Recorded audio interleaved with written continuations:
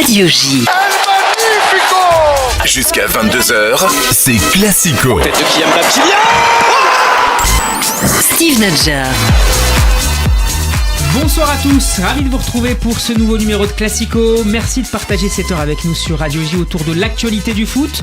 Au programme ce soir, le sourire des Lensois après leur belle victoire hier soir sur la pelouse lyonnaise.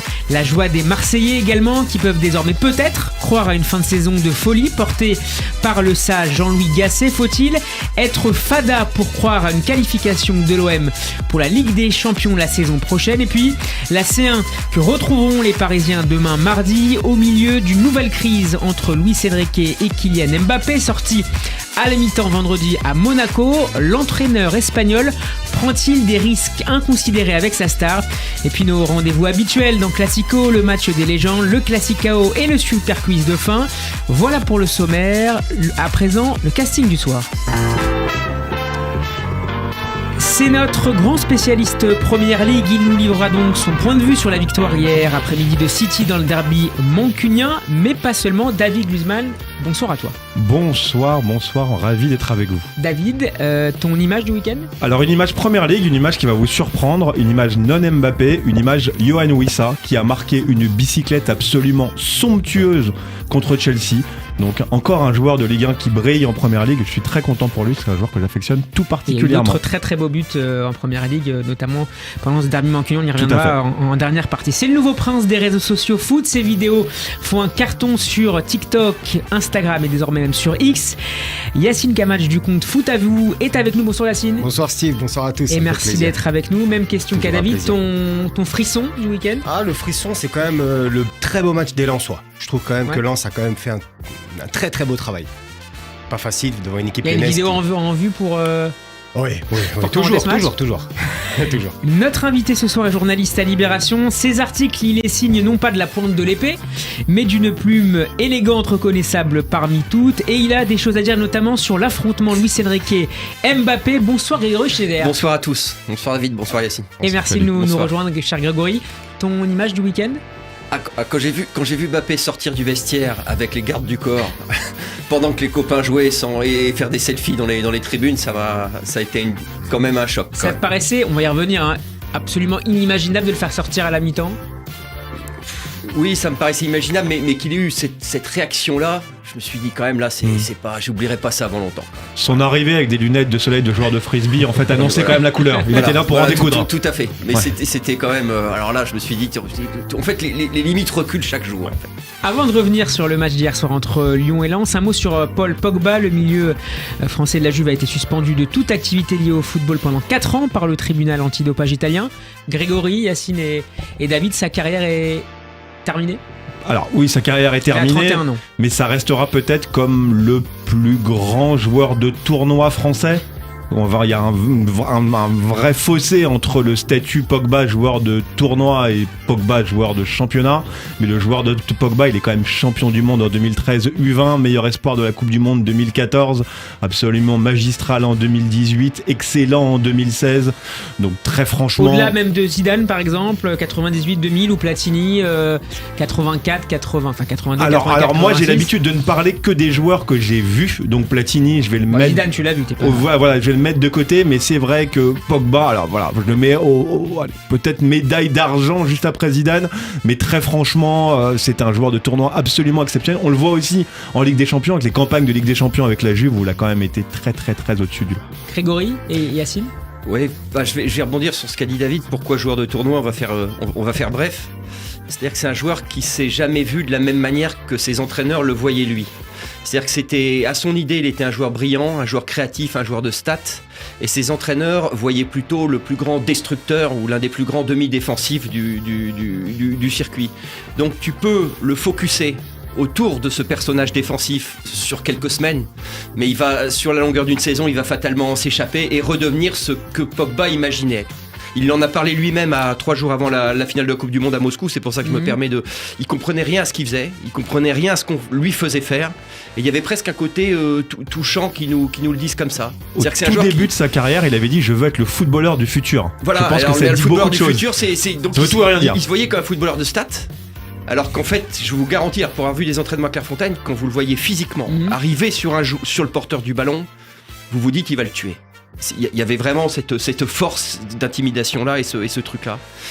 Voilà, c'est presque plus une histoire touchante et un peu triste que quoi que ce soit d'autre. Yacine ? J'espère de tout cœur qu'il ne mettra pas fin à sa carrière, et j'espère de tout cœur que l'appel qu'il a fait trouvera voilà, écho, et qu'il fera moins, et voilà, qu'il peine un peu moins, quoi, parce que franchement 4 ans, c'est énorme, mais c'est énorme, c'est extrêmement sévère. Mais ça paraît compliqué. Ouais, mais c'est extrêmement sévère. Voilà, le mec il est mis de côté comme ça. Non, je pense que j'espère du fond de mon cœur le revoir. Chers auditeurs, Classico est à suivre sur radioj.fr et en vidéo sur nos pages Facebook et YouTube. Émission également disponible sur les réseaux sociaux, où Classico a fait un carton presque inattendu la semaine dernière avec près de 300 000 vues, notamment autour d'une vidéo sur l'Olympique de Marseille. Merci à vous. Classico saison 4, épisode 114. C'est parti. Radio J. Radio J. Jusqu'à 22h, c'est Classico. Radio J. Steve Nadjar. Messieurs, on démarre cette soirée avec un débrief de la victoire lensoise au Groupama Stadium hier soir, 3-0. Est-ce que le score, Grégory Schneider, reflète la physionomie de la rencontre ? Oui. Enfin, si c'est pas physionomie de la rencontre, c'est la physionomie des deux équipes, les forces comparées. Je veux dire, on a quand même une équipe qui se cale depuis 3-4 saisons, qui travaille dans la continuité, qui a des process de jeu très, très précis et très définis. Je me les ai fait expliquer par Sotoka, c'est-à-dire que la moindre touche dans telle zone du terrain est paramétrée en défensif, offensif. Et tout ça se transmet de joueur en joueur. C'est pour ça que Eliwahi a eu tant de mal pour s'adapter, alors que c'est quand même pas n'importe quel joueur. Je rappelle qu'à part Mbappé, personne n'a eu les mêmes statistiques à son âge. Donc en fait, on a une équipe qui en est quand même à son 3e ou 4e entraîneur en quelques mois. Donc arrive un moment, tu peux que penser que le rapport de force va tourner pour la première plutôt que pour la deuxième. Donc j'ai trouvé ça vraiment moral. Ils ont identifié, me semble-t-il, assez vite que l'adversaire leur ferait pas grand mal, et ils se sont un petit peu promenés. Alors après on peut dire il n'y a pas la Casette, il n'y a pas ceci, il n'y a pas cela, sauf que Lens c'est une équipe qui devrait finir en haut du tableau et pas Lyon, donc arrive un moment tu les vois sur le podium, ou les 4 premières places? Ouais, le LOSC, Brest, voilà, on sent quand même que ça va se tramer un petit peu autour de ça. Après je sais pas ce qu'on pense, mais on va se tourner vers eux, Yacine et David. D'abord sur le match, la performance lensoise. C'est une très belle performance des Lensois, et à un moment donné tu peux pas toujours gagner. On a vu que Marseille a relancé les Olympiques Lyonnais, et derrière ils étaient sur une série incroyable, une accumulation de matchs avec le championnat et la Coupe de France aussi, et à un moment donné voilà, sans un Lacazette aussi, on a pu le voir que c'est très compliqué pour le Lyonnais. Et j'ai pensé à toi en plus, David, lorsque j'ai vu Danso, la prestation de Danso, parce que la dernière fois qu'on s'était vu, tu avais mis en avant Danso, et quand il a marqué, c'est vrai que j'ai pensé à toi. Je suis ravi que tu penses à moi. Je dirais vous parler lors de l'émission, vous appelez, prendre un café ensemble. David? Oui, non, mais en fait, moi j'ai envie Parce qu'il avait perdu contre Monaco. Tout à fait, mais en fait... si je puis parler, ils avaient perdu à Monaco parce qu'ils s'étaient fadés un match de Coupe d'Europe 3 jours avant. Regardez les stats des équipes qui jouent le jeudi, vous verrez ce qu'elles font le week-end. Ouais, complètement. Ouais, voilà, donc il faut remettre ça dans des perspectives. C'est à la dernière minute par ailleurs. Voilà, et par ailleurs, c'est à la dernière minute. Voilà, et surtout que moi j'ai envie de recontextualiser les performances de Lyon. Lyon était sur une excellente série, mais pour regarder quasiment tous les matchs de Lyon depuis l'intronisation de Pierre Sage, j'ai jamais été surpris, jamais été étonné, jamais été séduit. Alors c'est pas une équipe qui était en progression. Les résultats, en fait, si tu regardes les dernières rencontres, ils perdent, ils ont une capacité de réaction à chaque fois. Ils perdent à la mi-temps contre Metz, ils perdent à la mi-temps contre Montpellier de façon complètement logique. On peut pas dire que Metz et Montpellier soient sur des superbes trajectoires. Ils gagnent, ils battent Marseille et ils battent Nice. On peut pas non plus dire que ces deux équipes, en fait, à l'époque où ils ont joué, étaient sur des excellentes trajectoires. Donc oui, il a rajouté de la cohérence. On voit enfin un certain espèce de lien affectif entre les joueurs et l'encadrement. Mais très franchement, il y a 3 ans de différence entre les deux projets, et vraiment ça s'est vu. Et surtout ça compte le temps dans le football. Mais ça compte le temps, c'est surtout. Le travail. Le temps c'est le travail. Jusqu'à preuve du contraire, le métier d'entraîneur c'est un boulot. Faut pas, ou de directeur de la performance et même de joueur. Vous verrez, vous verrez qu'un jour on arrivera vous savez, dans le foot américain, les joueurs ont un bureau. Ouais. C'est-à-dire qu'ils arrivent, ils ont un ordi, ils branchent leur ordi, ils ont un bureau avec des fiches de stats, avec des choses personnelles, des vidéos, avec des vidéos, avec le débrief de leur match. On arrivera à ça. je suis sûr que dans le foot, on arrivera à ça. Arrive un moment, on arrivera à ça. C'est-à-dire qu'on est quand même sur le fait de chasser, d'utiliser le temps. Par exemple, Lens se cale beaucoup. C'est des gains marginaux. Moi, c'est vraiment des gains marginaux. En fait, je lisais un article sur Braceford et Lens. Tout est fait pour optimiser la performance. C'est une stratégie de gain marginal. Et sur le sommeil notamment. Exactement. C'est millimétré. Et même au début de saison, notamment la première rencontre, tu perds 3-2 à Brest après avoir gagné 2-0 à la mi-temps. J'ai jamais été inquiet pour Lens parce que ça travaille trop bien à toutes les strates du club pour vraiment s'effondrer. Quand on regarde le contenu, alors certes parfois en fait ils sont tributaires d'erreurs individuelles parce que c'est aussi le 7e, 8e budget. Donc forcément le 7e, 8e budget de Ligue 1, tu vas être tributaire d'erreurs individuelles. Mais collectivement, ça travaille trop bien, même contre des équipes de haut niveau. La prestation contre Arsenal qui est quand même un client cette saison, est là pour en témoigner. Jamais vraiment été inquiet en fait sur la performance de Lens. Mais ils sont quand même limités. On a vu quand même leurs limites cette année. Par rapport à l'Olympique Lyonnais, pour revenir, on va pas faire les fines bouches. À un moment donné, cette équipe-là était vraiment KO au début de saison. On s'en souvient, on était là en train d'en parler. Et là, ils commencent à faire une petite série. Il faut quand même saluer le fait que mine de rien, ils ont quand même gagné ces matchs. C'était pas évident. Après, c'est vrai que je te rejoins complètement, avoir vu les matchs de l'Olympique Lyonnais et surtout le match face à Metz où l'entrée Benrahma a fait énormément de bien à cette équipe. Donc c'est vrai que c'était pas du beau jeu. On sent à Lacazette aussi qu'il manque cruellement à cette équipe quand il n'est pas là, parce que sur le terrain c'est un leader et aussi en dehors. Pas convaincu par Gift Orban, moi. Et aussi pas convaincu aussi par Gift Orban. On le voit après, il y a un temps d'adaptation. Mais par rapport à Lens aussi, on a vu leurs limites. Faut pas oublier que cette équipe vient de Ligue 2 il y a pas si longtemps. Elle s'est très bien reconstruite. Frank Hens fait du très très bon travail. On l'a vu encore hier. Et aussi, il y a quelque chose qu'il faut dire, c'est qu'ils ont atteint une limite avec la Ligue des Champions qui était... Grégory, on va écouter juste après Brice Samba. Ils se font sortir par Fribourg et Eindhoven sans trop de discussion. Je veux dire, ils ont été dominés 2 fois par Eindhoven. Ça dit quelque chose. Voilà. Si on veut regarder de près, ça dit quelque chose quand ils parlent du 7e ou 8e budget. Est-ce que l'équipe de la saison dernière aurait pu aller plus loin ? Je suis pas tout à fait et Openda, je suis pas tout à fait certain. J'ai pas plus de stabilité peut-être. Oui, mais j'ai pas envie de parce que ceux qui sont là ont pris 1 an. Medina a pris 1 an, Danso a pris 1 an, Abdoul Samed a pris 1 an. Je suis pas Aguilar, c'est mieux intégré. El Ainaoui a pris 1 an en 3 mois. Elle a pris 1 an en 3 mois, donc il faut le rapport est difficile à faire et je trouve est plus complexe de dire tel joueur est parti. Ça a eu du temps aussi pour travailler plus. C'est difficile. Il n'y aurait peut-être pas eu les erreurs qu'ils ont eues aussi. Si elles se jouent souvent sur des détails, Lens aussi. Je trouve qu'il y a quand même du déchet à certains moments. Moi, ce qui me fascine chez Lens, c'est la faculté alors avec tout le respect que j'ai pour l'effectif de Lens, de transformer des joueurs moyens plus en excellents joueurs de Ligue 1. C'est-à-dire que. À qui en particulier Ruben Aguilar, quand il arrive, je me dis, moi, c'est un bon joueur de Ligue 1. Pourquoi pas ? Mais à Lens, il est complètement transfiguré. Jonathan Grady, moi, je l'ai vu jouer en Ligue 2. Il fait des choses que je pense que même lui saute au quart. Même l'année dernière, quand ils sont arrivés, Thomasson, Fulgini, pendant 4 mois, c'est quand même du haut niveau, alors que c'est des joueurs qui n'ont jamais joué au-dessus de la 10e place. Qu'est-ce qui fait qu'ils surperforment, si vous me permettez l'expression ? C'est forcément le travail de S à un moment donné et de son staff, mais ça pose la question du grand joueur individuel et du grand joueur collectif. C'est-à-dire que vous prenez un grand joueur dans un certain... T'es grand dans un certain contexte et pas dans un autre. Par exemple, je me suis posé la question avec les joueurs de Manchester City. J'ai aucun doute que ce sont tous, à tous les postes, de grands joueurs, mais dans le contexte de City, avec les repères collectifs, ce sont d'immenses joueurs. Ce sont même les meilleurs joueurs de la planète. Que ce soit Foden, que ce soit Rodrigue, Gundogan l'année dernière.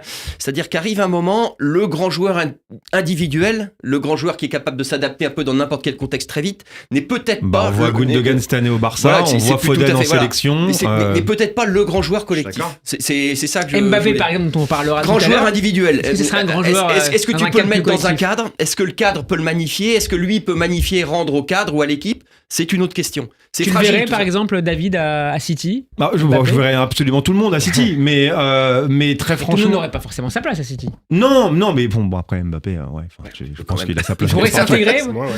Oui, en fait, on a vu Doku qui est un joueur un peu particulier. Ouais, mais c'est un joueur particulier, mais c'est un joueur en fait dont raffole Pep Guardiola, parce que Pep Guardiola, c'est quelqu'un qui compte énormément sur les 1 contre 1 sur les côtés. Et avec Doku, il a quasiment le meilleur en Europe en fait dans ce style. Donc oui, je pense qu'il pourrait s'intégrer, surtout que le gros avantage de Kylian Mbappé par rapport à beaucoup, c'est qu'il est très intelligent. Donc en fait, je pense qu'il aurait peut-être le... Il faudrait le convaincre. Oui, ça c'est plus complexe. On écoute le gardien lensois Brice Samba au micro de nos confrères de Prime Video. Après la 5e ou 6e journée, pas beaucoup de gens misaient sur nous. Voilà, tout simplement. Et ça montre qu'on a beaucoup de caractère.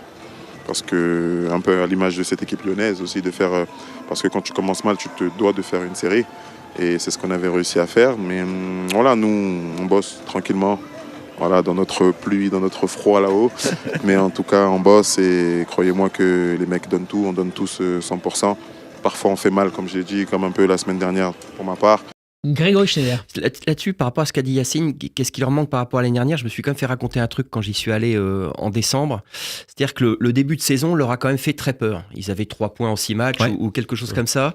Et ce que pensait Ace, même si, je sais pas, moi je suis pas le secret de ces échanges avec les joueurs, donc je sais pas s'ils l'ont validé ou pas, c'est que dès qu'ils sentaient que l'équipe adverse était un peu armée, il y avait une espèce de légère perte de confiance où t'assurais les passes, où tu te projetais moins vite vers l'avant, où t'avais un peu peur de perdre le ballon. C'est-à-dire que le début de saison, et encore, c'était un peu l'idée de Hez, quelque part dans leur tête quand ils se sentent challengés, ce qui n'était pas tellement le cas hier. Mais ils ont vite fait d'avoir un petit coup de trouille ou un petit coup de un peu moins d'audace, ou t'hésites à sauter les lignes parce que tu te dis je vais la garder, je vais pas risquer de la perdre en transition. C'était plutôt ça. Enfin, moi, ce que je me suis fait raconter, c'était plutôt ça. Le fait que qu'il le soit départ de devenu Fofana, voilà. Un peu moins libéré. Le fait qu'il soit devenu manager pendant quelques mois, ça a aussi eu un impact. Je parle de Francaise. Je pense que c'est une erreur. Je pense qu'il le sait. Je pense que c'était une erreur. Je pense que il a un jeu qui demande un tel degré de précision que tu peux pas te permettre en fait de. On revient à l'idée de Liam Marginot tout à l'heure. De te dissiper complètement. Surtout que c'est quelqu'un qui est très bien entouré à Lens et on le voit, des entraîneurs à la Arsène Wenger, à la Sir Alex Ferguson, c'est fini. Maintenant, le jeu se joue sur des tels détails que c'est impossible, en fait, je pense, de se dissiper. Une petite anecdote, à Lorient, l'année dernière, j'étais allé voir un match au stade du Moustoir. J'ai vu 17 adjoints, Bleu Brise compris, l'entraîneur compris, donc j'ai vu 17 personnes du staff se lever du banc pour rentrer à la mi-temps. Ils étaient 17. Donc comment voulez-vous effectivement cumuler les emplois ? Parce que maintenant il y a un entraîneur des gardiens, il y a 2 analystes vidéo, il y a ceci, il y a cela. Entraîneur des coups de pied arrêtés, on voit Nicolas Glover à Arsenal qui est devenu quasiment une star. Le directeur de la performance, ils étaient 17 à se lever en même temps que les joueurs pour rentrer. Bon, c'est arrivé un moment, c'est plus empirique, c'est plus la Giroud où tu mets un coup de tondeuse sur le stade et où c'est fini. On a évoqué là, oui. Non, il y a surtout un petit retard en fait dans le recrutement, dans le remplacement d'Openda. Je pense que c'était important. Ouais, il arrive un peu tard. Il y a des pistes en fait qui n'ont pas abouti. Il y a Chouba Akpom qui est parti à l'Ajax. Il y a Lévi Garcia, je crois que c'est le joueur à ça, ouais. Exactement, et en fait ils ont eu du mal et finalement c'est la meilleure piste, je pense, le joueur en fait qui correspondait le plus, qui arrive en fait, mais il y a des histoires, il est peut-être signé à Chelsea, être prêté à Strasbourg, donc c'est vrai que c'était un peu compliqué. D'ailleurs il a corrigé très rapidement parce qu'il sort Spearings à la vitesse de l'éclair et il va chercher Nampalys Mendy justement peut-être pour apporter cette expérience aussi. Un peu d'expérience. On a évoqué la semaine dernière la piste Liverpool pour Francaise, pour succéder à Jürgen Klopp. Est-ce que ça vous apparaît assez logique finalement ou complètement fou? Le match contre Arsenal l'a envoyé dans le grand marché. La victoire contre Arsenal l'a envoyé dans un autre marché, sur un autre marché. Ouais. Jusque-là, j'en sais rien. Il est sans doute pas le premier choix, mais battre Arsenal avec cette équipe-là, personne. De la façon dont il a battu toute l'Europe, parce qu'ils sont menés à 0. L'Europe entière. Il a changé de statut aux yeux. Il est entré dans la cour des grands ce soir-là. Alors peut-être pas des plus grands, mais en tout cas, c'est un mec qui à un moment donné va avoir une opportunité en or. Ça a changé ce soir-là. Pour moi, ça a changé ce soir-là. Je sais un peu comment ça marche. Très franchement, tu peux plus voir de la même manière. À un moment donné, assez rapidement. Moi, je suis pas forcément convaincu. Moi, je suis pas forcément convaincu par ça. Après, par rapport au fait que ce match à Arsenal était incroyable, on l'a vu, c'est vrai. C'était un match référence. Même actuellement, ça reste le match, je pense, référence pour le RC Lens. Mais je suis pas convaincu que ça a fait passer Frank Hans dans une autre catégorie. Je pense que ce qui fait passer dans une autre catégorie, c'est la régularité. Et j'ai l'impression que là, quand il n'a pas les joueurs de l'année dernière, donc on en parlait juste avant, du fait qu'il n'ait pas ces joueurs-là, eh bien on sent quand même qu'il y a un peu... Voilà, ça a régressé un petit peu cette équipe de Lens. Et je pense qu'il doit rester encore à Lens. Et pour répondre à ta question, Steve, par rapport à Liverpool, je pense que c'est bon. C'est bien pour nous, c'est de savoir que Frank Hans est dans les petits papiers de Liverpool. Mais voilà, je pense que ils vont quand même prendre un entraîneur qui a quand même un peu plus de bouteilles en Europe. David ? Non, mais alors, il a l'avantage pour lui d'être un entraîneur moderne, avec des principes modernes, des principes que tout le monde recherche. Du pressing, du jeu entre les lignes, un schéma à 3, il est capable de passer à 4 en cours de match, il est hyper polyvalent, il est hyper flexible, adaptable. C'est quelqu'un, en fait, qui a ça pour lui. Il n'a pas d'autre expérience que le RC Lens. Non, très franchement, je pense que Liverpool, c'est un peu haut. Par contre, il y a des bancs qui vont se libérer en première ligue, comme le banc de West Ham, par exemple, où je peux le voir un peu plus. Et demain, je sais que c'est le club de cœur de Will Steele. Moi, entre Will Steele et Francaise, mon choix est très très très vite fait. Je sais. N'oubliez pas, c'est l'année dernière, ils sont seconds, ils sont à 1 point du PSG. Hein, quand même. Ouais, Il faut quand même mesurer du PSG, de Messi, Neymar, Mbappé. Complètement. Ils finissent à 1 point. C'est quand même. Un immense exploit. Ils sont virtuels champions de France. On leur a collé une énorme taloche à Bollard. Voilà. Donc c'est quand même et encore ça se joue sur l'expulsion d'Abdoul Samed au parc. Voilà, donc où les 15 premières minutes étaient quand même pour dire le moins. Pour dire le moins. Donc c'est quand même quelque chose d'extraordinaire qui a été accompli par ces joueurs-là et ce mec-là. Messieurs, c'est l'heure de jouer, c'est le rétro quiz. On s'envole vers l'année 2021, je suis pas allé très loin ce soir, hein, c'est rare. Nous sommes le 6 janvier et il fait très froid au Groupama Stadium. L'OL accueille le RC Lens et l'emporte 3-2. Donnez-moi, messieurs, la composition des deux équipes. Et on va commencer avec Lyon, qui veut démarrer. David, Grégory, Yacine. Lopez. Lopez, ça ne change pas. En 2021 le 6 janvier 2021. Ah, c'est à moi Oui, à toi, si tu veux. Celui qui veut. Loukeba Loukeba, non. Ah oui. Bien sûr. Toko Kambi. Non, pas titulaire. Ouais, Titulaire. d'accord. La compo au début du match. Grégory. Vous avez 10 secondes chacun. Hein. Cacré. Cacré n'est pas titulaire ce soir-là. Dembélé Dembélé non plus. C'est dur. J'aurais nul. Mendes. est là. Le premier point pour Yacine ce soir. Paqueta. Grégory. Paqueta, évidemment. Deuxième point pour Grégory. Bruno Guimaraes. Ah, ça y Et est. là, il est pas là. Ah, c'est fou. Yacine. C'est dur. Ah, c'est dur. J'en ai un autre, ouais. Il y en a au moins 2-3. Moi, j'en ai. Oui, bien sûr. Là, ça sera un peu plus dur, je pense. Non. Yacine, il te reste 2 secondes, je crois. Ah ouais, je peux. Allez, je passe. Tagliafico. Et non plus. Pas encore. Memphis est là, bien sûr, et c'est le capitaine. Premier point. Ouais, premier point, je déflore la table de marche. Yacine. Oui. Garde-le, Grégory. Oui, c'est vous voulez bien sûr. Vas-y. Oussem Aouar. Oussem Aouar est là. 3 pour Grégory, 1 point pour David et Yacine. David. Bertrand Traoré. Non. Yacine, c'est à toi? Non. Je passe mon tour. Passe son tour. Je réfléchis en même temps. Vous avez quasiment la défense entière là. Ah, il nous manque Lovren. Non, il est parvenu. Il était parvenu. Ah si. Je dois vous laisser. J'en ai peut-être un. C'est fini, Diomandé. Alors, Diomandé, non, c'est bon, tu l'as encore. Diomandé, c'est le point pour Grégory. Yacine. Non plus. Attends. Déjà, vous avez un attaquant qui joue à Nantes. Ah, Kadewere. Allez, je t'aide un peu. Yacine. Ouais, moi aussi. Grégory. Il vous reste milieu. un joueur qui a joué, un joueur africain qui a joué à pas mal de postes à Lyon. Qui est notamment illustré pendant les Coupes d'Europe. Pendant le Final 8. Oui. Sous Maxwell Garcia. Cornet. Exactement. Ah oui, bien vu. Bien joué. Bien vu. 5e point pour Grégory. Oui. La défense. Ouais, il joue à tous les postes. Ouais. Vous avez 4 joueurs en défense quand même. Hein. Vous avez un défenseur belge. Ah ouais. Denayer. Jason Denayer, bien joué. Très bien joué. Bien vu. Un latéral français. J'allais. Non. Encore. Un latéral français. Léo Dubois. Léo Dubois. Bon, allez, on termine Sinali, Diomandé et Mattia Desiglio. On passe à l'équipe lensoise. Plus dur, je pense. Mais Grégory, plus dur. Ouais. Non, mais j'en ai quelques-uns, moi, je pense. Bon, Alors, on va commencer. Ouais, ça, c'est bon, Sotoka. ouais, Sotoka est ouais. déjà là. Bah, je vois pas comment il va. Bah, c'est ça, en fait. Kakuta. Kakuta, il est là, titulaire.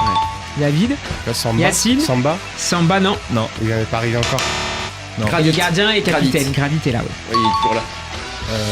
Jean-Louis Lecca. C'était ça, bah, Exactement. c'était lui, après, Donc forcément. 3, 6, 8 Bien pour joué. Grégory, 5 pour David, Yacine 1 point. Vous en voulez d'autres? Oui. Fofana, c'est. Fofana est forcément là. Fofana. Ouais. À moi encore. David, Yannick ouais. Cahuzac. Cahuzac, je ne crois pas. Non, il est pas titulaire. Ah, il est pas titulaire. On a un international qui est là. Yacine, qui a quitté le club depuis, mais il est toujours en Ligue 1, en défense. Faut y aller moi ou Vas-y, Attends. vas-y, tu peux y aller, vas-y. Cheikh Doucouré. Oui, Cheikh Doucouré, mais je pensais à quelqu'un d'autre. Alors attention, parce que là, on a 6 points pour David et 9 pour Grégory. Grégory, il faut que tu maintiennes cet avantage. Qui Un international. Non, mais je vais en avoir. Non, mais il y avait. Français. Il y avait Granit. Il y avait pas Medina déjà. Non. Non. International français. Piston. Ah, Klaus. Klaus, eh oui. Bien sûr. 2 points d'écart entre vous deux, messieurs. Non, Machado, il était pas là. Qu'est-ce qu'il jouait Non. Frankowski. Frankowski, non. Non, il Non. arrive juste après. On Qui a est-ce un qui- ancien espoir français qui a plutôt bien marché à Lens. Bah, Moussa Aidara, il jouait non Hmm. Ou il était pas titulaire Qui tu me dis? Moussa Aidara, il Non. était pas. Moussa Aidara, non Non. Milieu de terrain offensif. Ancien grand espoir du foot français. Attends, je t'ai dit quelque part, mais. Ouais, tu l'as pas dit que tu l'as je te dis. Ah, C'est tu dans l'as dit l'entrée, Ah, ouais. ok. Je t'ai dit d'entrée, ouais. Loïc Badet, Ah, bah oui, bien Steven sûr. Fortes, Ismaël Boura. Et en attaque, regardez, ils en manquent un. Il y avait Sotoka. Qui est-ce qui jouait en pointe Kalimundo. Non, c'est bien vu par contre, il était en prêt, c'est vrai. Et qui est-ce qui jouait en. Ganago. Ah ouais, Ignace Ganago. Bon, Ah bah. beau match, assez serré, victoire de Grégory. Bien vu. C'est souvent le cas avec l'invité, Non, mais non. il y aura une deuxième manche tout à l'heure. On enchaîne avec le Paris Saint-Germain.